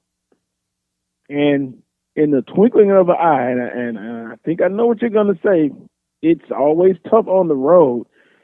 they really got shellacked by Southern and Alcorn State. Not surprised, huh, Coach? Yeah, it was very surprising. I thought Pine Bluff in the early going, and when I did see them play, I thought that they were playing rather well. But it was at home, and when they went on the road, I guess it just shocked me the offensive power that Southern has displayed on the men's side. I mean, that was a great weekend. I could not watch the game live, but I did try to keep up with it through the stats, and they really put it on Pine Bluff, and Southern just had a good weekend. They swept this past weekend. They did an outstanding job. So Coach Woods has them playing real well. But once again, now that's at home, so now they get a chance to come on the road today to play at Alabama A&M. And in my opinion, I think this might be the game of the week in the SWAC on the men's side. So they're playing well, and this is the same trip that they made last year where I saw Southern in person and came back and told you all I thought that they were the best team in the league at that time because of the defense that they displayed against Alabama A&M. Because they were the first team last year to dismantle A&M at home, and it was on the defensive side end of the floor. And so, it's going to be interesting to see if A&M can remember what happened to them last year and if they'll be prepared for that pressure for this year. Because, they're still working the kinks out because they've only played one conference game, a total of 3 games. And speaking of games, when you go down the conference standings, it's going to be tough for some of these teams to get to 13 games. If you continue to have stoppages in play, some of these teams are not going to come anywhere close to 13 games, and that's the minimum number of games you got to have to be in the tournament, be in to be invited to the NC2A. Yes, you're absolutely right, and I reached out to Dr. McClellan, and he basically said that the basketball committee in the conference, they're meeting the next 3 weeks, and he wasn't available. So right, they got to come up with something. Yep. Yeah, I think they're doing revising the plan, for lack of a better term, and they're looking at the prospects of what you just mentioned. So a very, very valid point. Conference-wise, Southern 3-0, Prairie View A&M. Let's just be honest. No one's talking a lot about Prairie View, but they are still solid, still consistent. In my humble opinion, of course, Alabama A&M, Jackson State, Alcorn. All these teams I've mentioned are on a 3-2 and 1 game winning streak. So right, and I got a chance to see Prairie View play their last game, and they look pretty good against Grambling because I thought Grambling was on the roll after winning on the men's side after winning at Texas Southern Saturday. I thought that would give them enough momentum to go into Prairie View, but Prairie View, and they did it on the defensive end. In the second half, they turned up that defensive pressure. Man, they had Grambling throwing that ball everywhere. That ball ended up on the stage a couple of times. Wow. But they're playing well. Coach Smith has them locked in, and his players are bought in, and they're playing pretty good. But they only have the 2 conference wins. They're up to 7 games, so there's a good chance that they'll get their other 6 games in where they'll be eligible. But they are playing well. I think Alcorn and Grambling are 2 teams that are really looking good in the early going. But then you look at Texas Southern on the men's side. They're 0-2 in the conference, and it's going to be tough for them to make. It's going to be tough for them to make that up. That's the only shocker so far on the men's side because Valley, we expected them not to play well. I told you I didn't think Alabama State would play well, especially after they didn't have any preseason games. And to me, the only surprise is 0-2 by Texas Southern. And with those losses coming, losing at home to Grambling, and then, of course, they went on the road to Prairie View. So that is something that I did not expect in the early going. Yeah, and I was talking to some colleagues that there are some internal things, not from discipline, nothing like that, but players opting out, injuries, and they're really being hit hard at Texas Southern. Coach, on the women's side. Oh no, I've got man on the women's side. You could not have told me that at this point in the season, Prairie View would be 0-5 in the SWAC. You could not have convinced me of that before the season started, because that's one of the teams that I felt would be toward the top. But the other thing is, everybody picked Jackson State. They're up there in second place. But you look at a team like Alabama State, who is surprising a lot of people. They're 3-0 in the league, but not because of their program, because of the programs that they've been playing, they haven't played. So you got a 3-game winning streak, you got momentum, you got your mojo going, and now you got to put everything on pause. So we don't know how that's going to affect them once they get started again. And then I think Alcorn State has surprised a lot of people. Yeah, coming out 4-1, and then of course once again on the Texas Southern side, I'm very disappointed in where Texas Southern is right now, because that's one of the teams that I had predicted would be one of the conference leaders, but they have not found themselves yet. Grambling was able to go in there and win a very, very good basketball game this past weekend. So Texas Southern, they got to look at Coach Cooper's got to look at that team has to look themselves in the mirror. Everybody has to look in the mirror and say, am I doing what I'm supposed to do in order to make this team better? So they got some things that they've got to work on. Now one of the things, I don't know if you all caught this, but NBA TV did a forum with 3 of our SWAC coaches this past week. Right. And I thought they all did a great job. Of course, they had Coach Cooper, they had Coach Williams, and Coach Hunter from Mississippi Valley, and the NBA was just doing a feature on the coaches that have played on a professional level and are now coaching at HBCUs. And so they all did an outstanding job talking about their programs and the reasons why they came to coach at HBCU. So I thought that was a good piece that they did on those SWAC. Yeah, and those coaches, they've coached out. Correct me if I'm wrong. They've coached outside of the Southwestern Athletic Conference. Played on the professional level, and so that's the similarity that they share. And with and I think about Coach Hunter at Mississippi Valley State.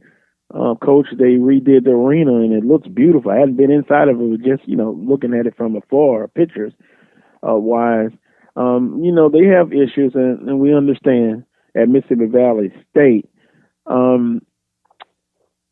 It still doesn't make it an easy job for him because of playing at the next level. Coaching outside of the conference. It's still a tough situation at Valley for right. But now, did you understand what commonality all of them had? Well, no.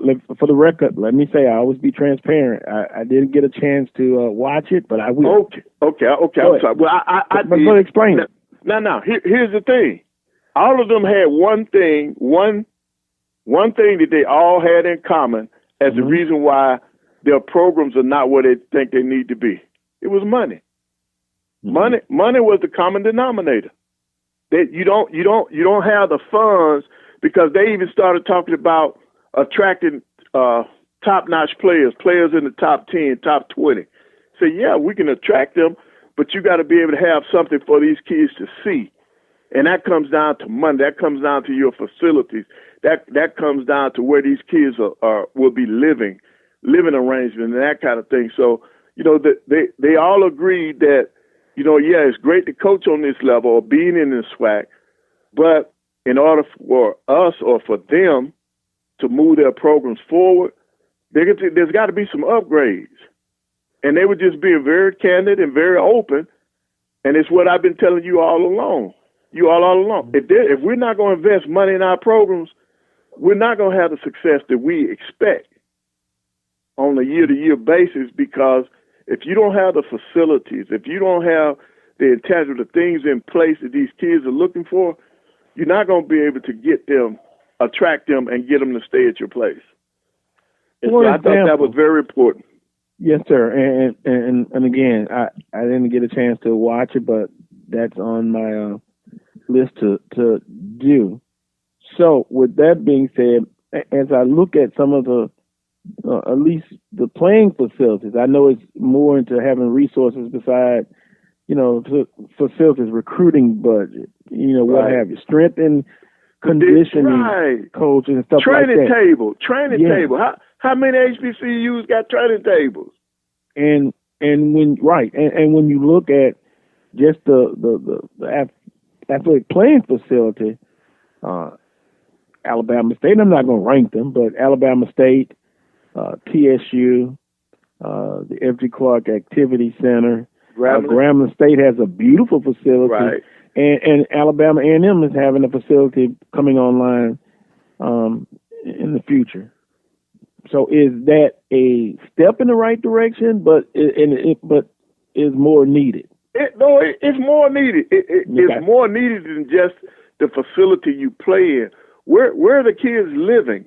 What do we have a trainer? If I bring a kid in 6'11", 360, do we have that nutritionist that's going to help this kid sculpture his body like they do at the other places?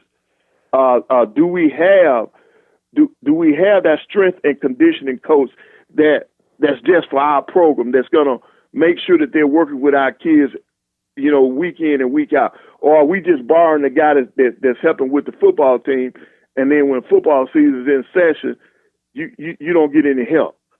So see that these are all things that we have to look at. And believe it or not, nutrition is a very vital part of these kids competing and getting their bodies ready to compete. And we're lacking in that in a lot of places. Well, I can only speak about the places that I know about. The friends that I had in the SWAC that would tell me what they had in their programs, and then what I had at Alabama A&M. See, we don't have these things, and these are things that the average person wouldn't think that you would need, but you got to have it to be successful. Else the kids, their bodies don't develop like they need to, or you don't see the improvement from year to year because these things are lacking. So we're doing some great things with these new facilities coming online. You mentioned Mississippi Valley. That was one of the first. We opened up their place when they did their renovations when we were doing the SWAC Digital Network. So I saw that. It's first class. It was long overdue. And we got to continue these type of upgrades in the SWAC when it comes to SWAC basketball. We got to do that to make the SWAC what everybody wants it to be. So we got to continue to invest in our product. You can never go wrong with investment, right? Into student athletes and athletics. Because as you were talking, I was thinking, I know some strength and training programs, they have a commonality as far as, say, let's just take football and basketball, but different body types, they need specific training. Right.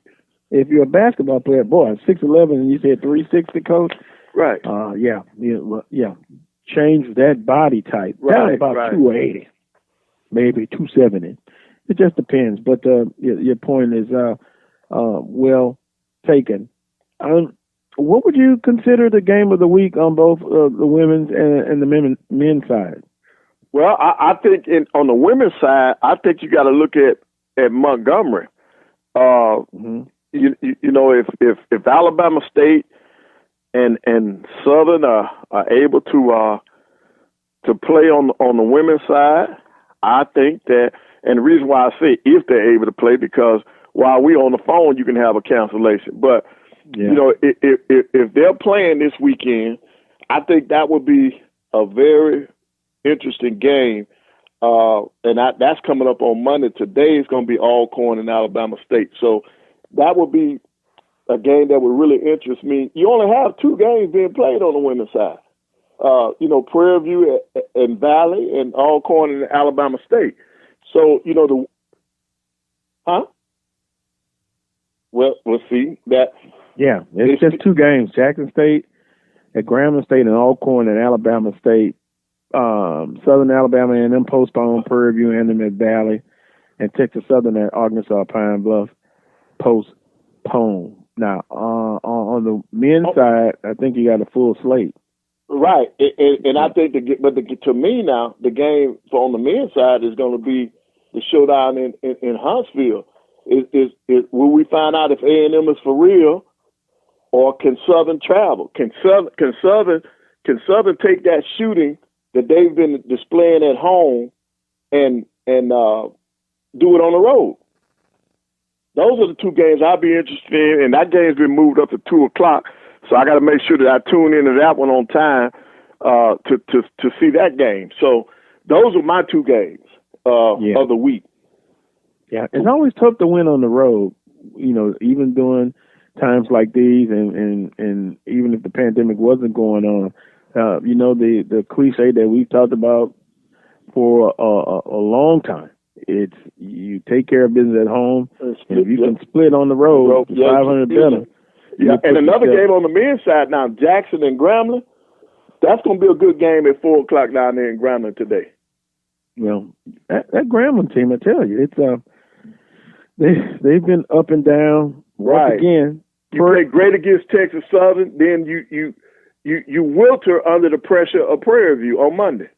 Well, it's going to be a fight when you play Prairie View men's basketball. Defense, that's the one word I think about when I think about Prairie View. Defense. Yep. Defense, Panthers, defense. And he said don't give Prairie View the cheers, the Jaguar cheer. Defense, Jags, defense. But defensively, they're very tough. And quiet as it counts, it's equivalent to Alcorn in football, Prairie View in basketball. No one's really talking about them, even during times like these. But they're still a tough opponent. Right. Yes, they are. Yes, they are.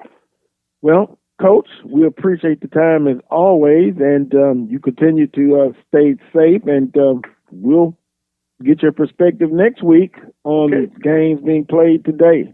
All right. Well, thank you, everybody. God stay safe, and God bless. Everybody have a great week. Thank you, Coach. All right. Coach Bye-bye. Van Pettaway here on the Carlos Brown Show. We're going to take a quick timeout. And the last moments of today's show, Charles Edmond of the Alcorn State Radio Network. I'll be right back. You're listening to the Carlos Brown Show.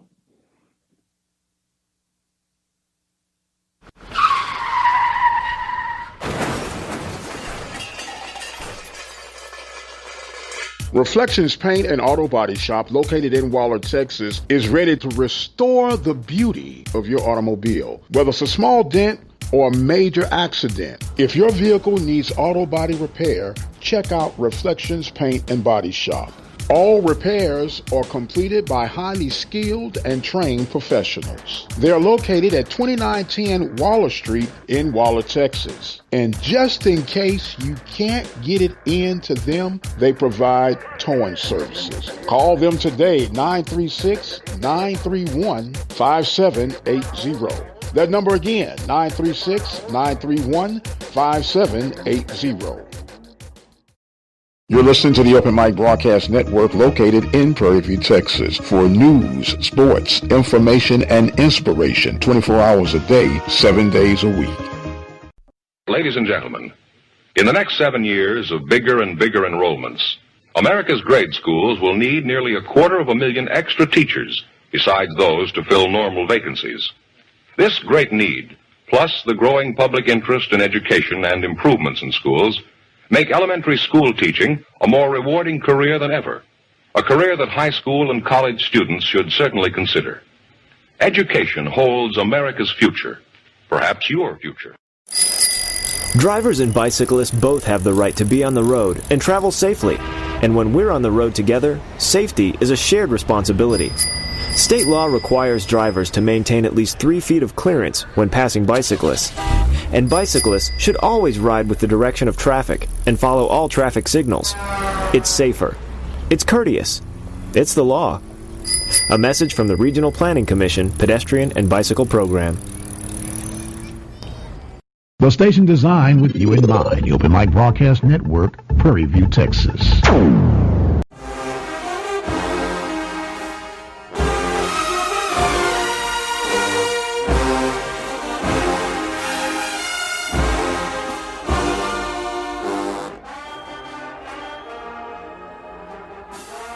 Welcome back to this week's edition of the Carlos Brown Show here on the Open Mic Broadcast Network. Last guest of today's show, Charles Edmond of the Alcorn State Radio Network. Charles, good morning to you. Good morning.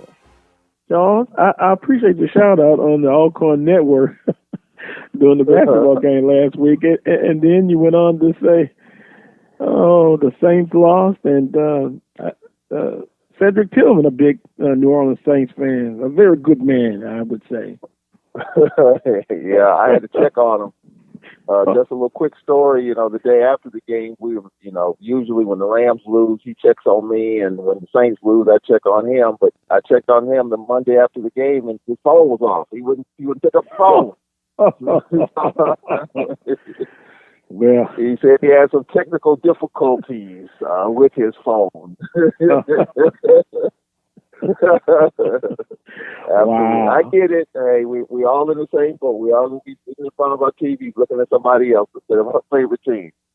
Well, all three of us will be in the boat, going fishing.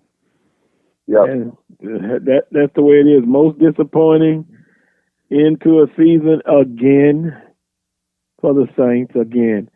Great regular season team, just average postseason, Charles. Absolutely. And, with Drew Brees, now stuff is coming out that he was more hurt and more banged up than initially indicated. And then it just makes you wonder, should he have been out there? I know he's a trooper. Football players are all troopers. They want to be out there. But was he hurt enough and banged up enough where he just couldn't be as productive? And that question will always be asked and maybe not answered forever, I think. Well, yeah, it ended up being an offense that's based on timing, and you have a quarterback that can't throw deep. Just frustrating, just very frustrating. So, in my humble opinion, it's time to move on. You thank him for what he's done for the city, for the league, for the organization, and history will show that he was very productive. But now it's, in my humble opinion, time to move on. And speaking of moving on, a big game on the women's side. Coach Pettaway just talked about it. He believes that Alcorn and Alabama State basketball game today on the women's side. Charles, it's a big one.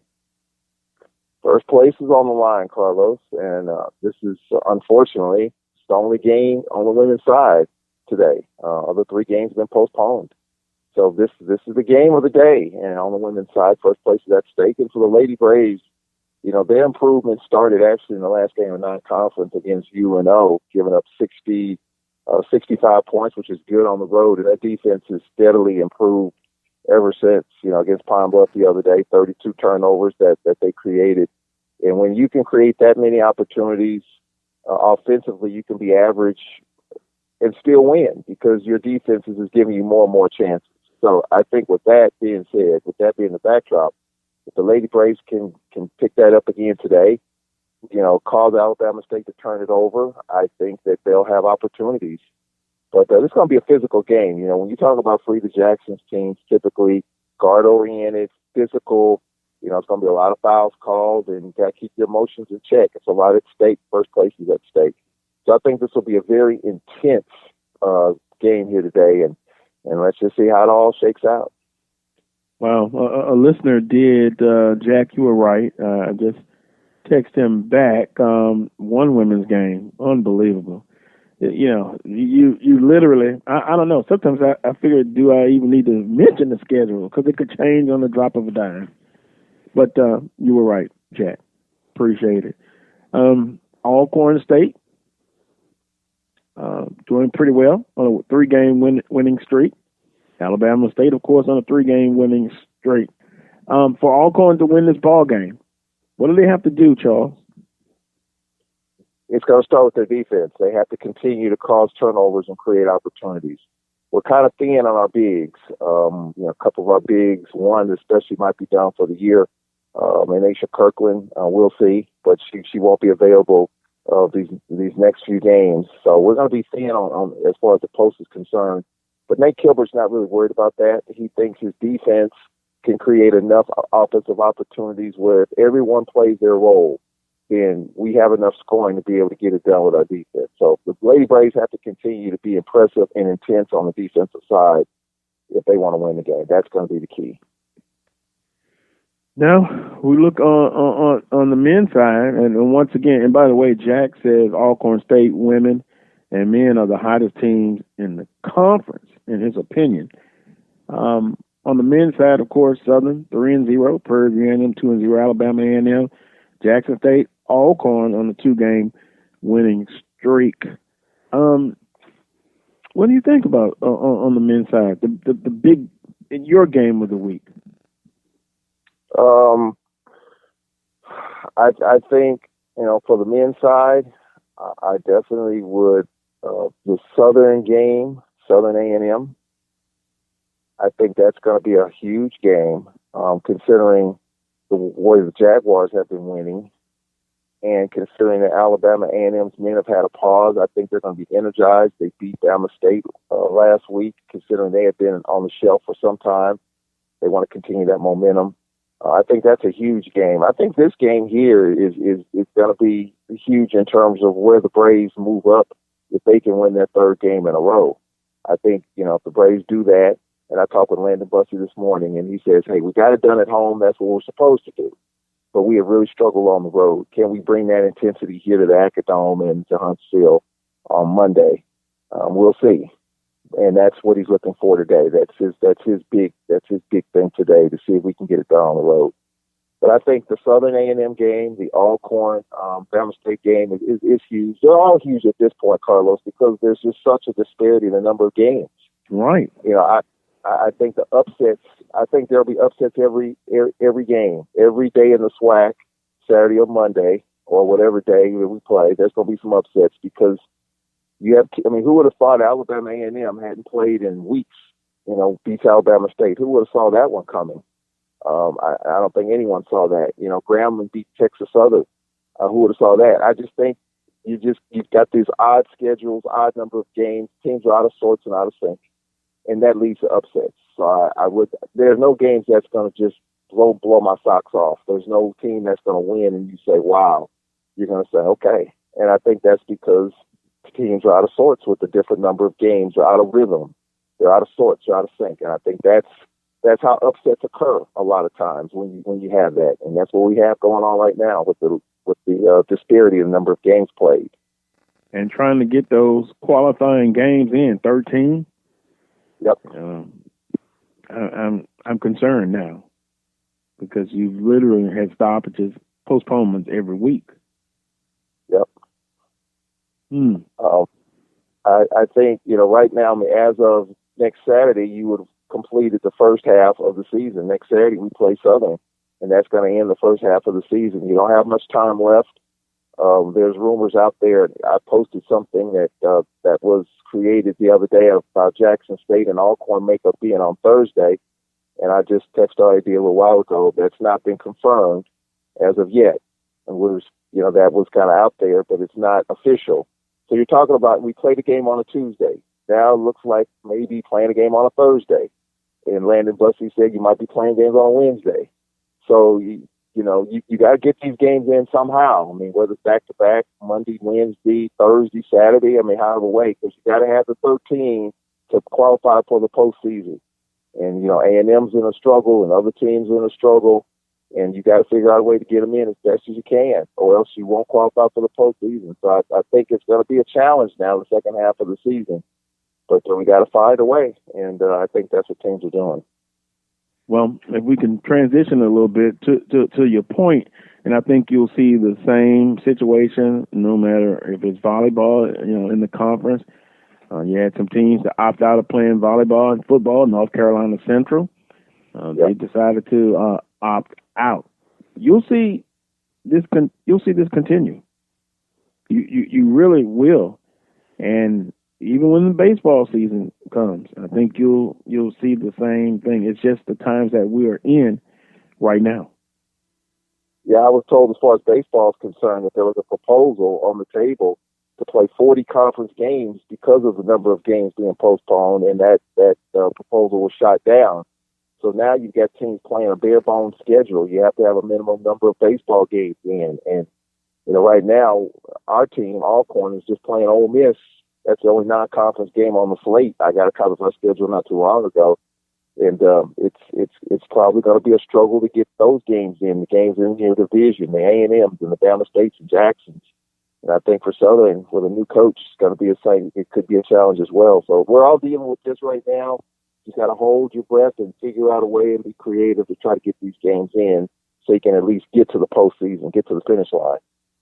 Yeah, I would agree. Visiting with Charles Edmond of the Alcorn State Radio Network.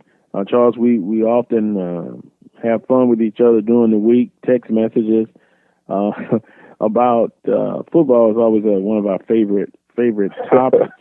And there's going to be pressure, no doubt about it, as far as the teams that are picked to finish high, to win it all. And once again, we've come to a point where we kind of agree to disagree on certain aspects of football teams in this conference. I've stated on this show to you privately that I really believe there is a wealth of pressure on Southern University and Coach Odom's. Looking at the roster,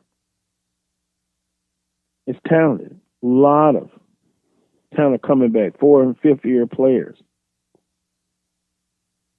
I still feel that there is pressure to win it all, to get another championship. Alcorn State, defending champions in football. Pressure on them. Coach Dooley at Prairie View A&M, pressure. Everyone's under pressure. Everyone. But you seem to think that I'm maybe just too tough on Southern?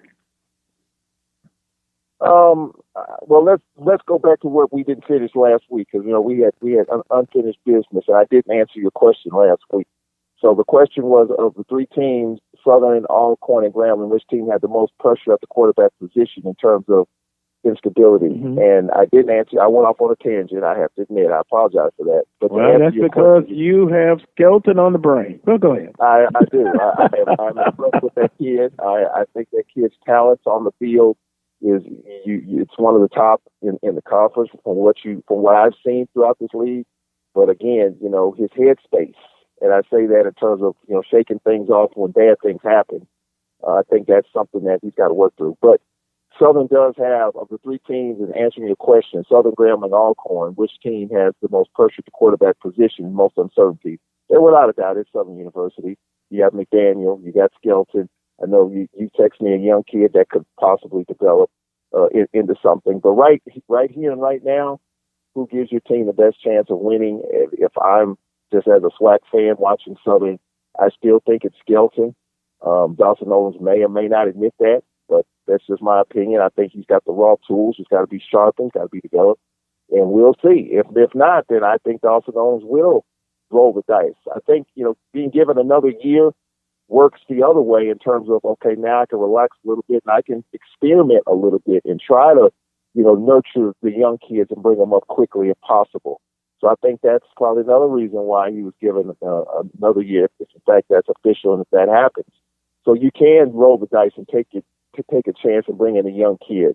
We've been very fortunate at Alcorn. John Gibbs, Norris Footman, Noah Johnson, Felix Harper. I mean, you just plug and play. but not everyone has been that fortunate. And I think for Southern, they're trying to figure out how to make it work. Grambling with Hick Bottom, he's the guy. They got this kid from New York who's been highly touted. And, other than Felix Harper and Akil Glass, Akil Glass 2 years ago, no one even talked about it. Now he wants to put their passes in conference. So it'll be interesting to see. And I do think Skeleton's the guy, but you say open up the competition and let the best man win. There's nothing wrong with that either. But remember, if it doesn't work, you're going to take a step or two back or maybe more than that. Are you willing to do that at this point in time? Yes, and I'll have a short hook. It won't be even 1 foot long. Because I've invested this much into the program. You are a redshirt senior that graduated. I expect you to be improved. And between you can have all the God's greatest gift talent in the world. So just manage the game and don't lose it. Out of time, Charles. We'll continue this another time. Appreciate you. Stay safe. All right, y'all be safe. All right, don't forget, you can always donate to this show. Donations accepted via Cash App, The Carlos Brown Show. No matter if it's $1, $5, $10, all of it will be appreciated. And it's open 24/7. Want to thank Coach Chris Crenshaw, Mo Carter, Coach Pettaway, Charles Edmond, and also producer of today's show, Dr. Michael Prince. Quickly, Dr. Prince, what do you have for tomorrow night? Still under construction, but we will be live 6 p.m. Central Standard Time. Still under construction. Okay, I appreciate it. Well, until next Saturday at 10 a.m. for another edition of the Carlos Brown Show, heard exclusively right here on the Open Mic Broadcast Network and Spreaker.com. Until next time, as always, peace and God bless.